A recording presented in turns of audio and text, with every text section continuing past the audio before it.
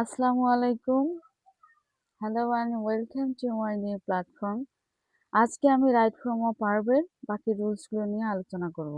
যেমন সিন্স যদি বাক্যের শেষে wish, it's time, it's high, fancy, wish, it's time, it's high time ইত্যাদির পর পাস্ট সিম্পল হয়। যেমন I wish I got the scholarship.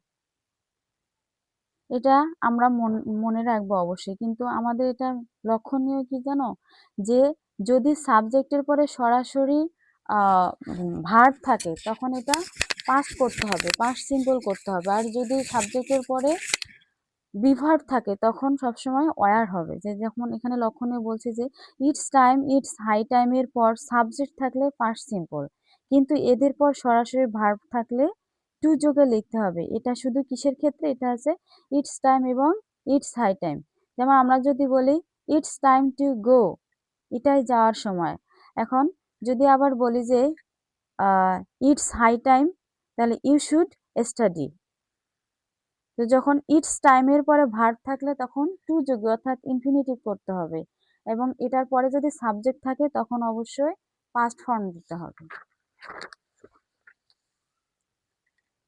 No sooner had dot dot than সাসলি had dot dot when hardly had dot dot when এর প্রথম অংশ past perfect হলে অপর অংশ পাস্ট ইনডিফিনিট হবে।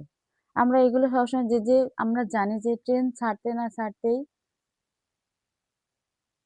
সে চলে গেল। তো no sooner had he left then the train left away, যে সে যেতে না যেতেই ট্রেনটি চলে গেল। এভাবে আমরা এই এই শব্দযুক্ত সেন্টেন্সগুলোর ক্ষেত্রে প্রথম অংশ পাস্ট পারফেক্ট হবে, অপর অংশ পাস্ট ইনডিফিনিট হবে। তেমনি করে সিন্স যখন কনজাংশন অফ টাইম হিসেবে ব্যবহৃত হয় তখন সিন্সের প্রথম অংশ প্রেজেন্ট সিম্পল অথবা প্রেজেন্ট পারফেক্ট হলে অপর অংশ হবে পাস্ট সিম্পল।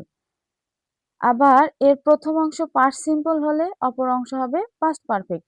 এই বিষয়টা আমাদের মনে রাখতে হবে যে সিন্স যখন কনজাংশন অফ টাইম হিসেবে ব্যবহৃত হয় তখন এর প্রথম অংশ প্রেজেন্ট সিম্পল হলে প্রেজেন্ট সিম্পল অথবা প্রেজেন্ট পারফেক্ট হলে অপর অংশ হবে পাস্ট সিম্পল।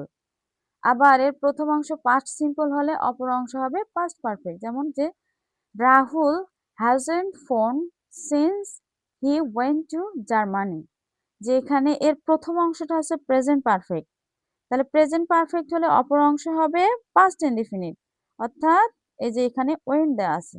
তেমনি করে যে ইট ওয়াজ অনলি আ উইক, যেখানে আছে প্রথম অংশ পাস্ট ইনডিফিনিট, তাহলে অপর অংশ হবে পাস্ট পারফেক্ট।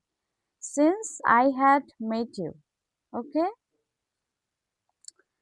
আমরা জানি যে উইশ উড দ্যাট এর পর সাধারণত বিভার্ব ওয়্যার হয়, তবে অন্য কোনো ভার্ব থাকলে কুড হবে। যেমন আমরা জানি কি I wish I were a king, তাহলে যে এই যে বিভার্ব থাকলে অলওয়েজ হবে ওয়্যার। ঠিক আছে, আর উড দ্যাট এর পরে যে সরাসরি কিন্তু বিভার্ব নেই, তাই এখানে অবশ্যই কুড ইউজ করতে হবে। তাই এখানে যে would that I could become the prime minister, যে আমি যদি প্রাইম মিনিস্টার হতে পারতাম। আজকের ক্লাস এই পর্যন্তই। ওকে, সি ইউ সুন।